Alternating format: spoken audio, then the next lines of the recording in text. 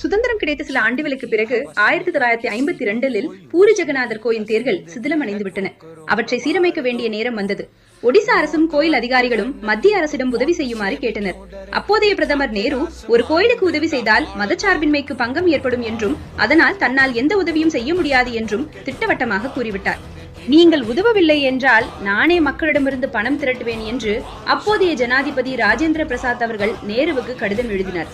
ஒரு அரசு அதிகாரியாக நீ செய்தால் மதச்சார்பின்மைக்கு பாதிப்பு ஏற்படும் என்று நேரு ஜனாதிபதியை எச்சரித்தார்.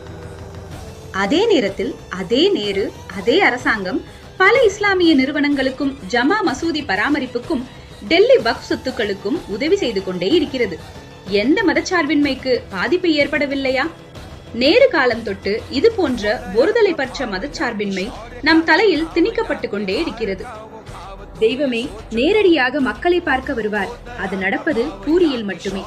ஜமா மசூதிக்கு கொடுக்க தடை போடும் மதச்சார்பின்மை பூரி ஜெகநாதர் ஆலயத்திற்கு வரும் வரை ஏன் வந்தது? மக்களின் பணத்திலேயே கடைசியில் மராமத்து செய்யப்பட்டது. Who is the traitor? பதில் நீங்கள் சொல்லுங்கள்.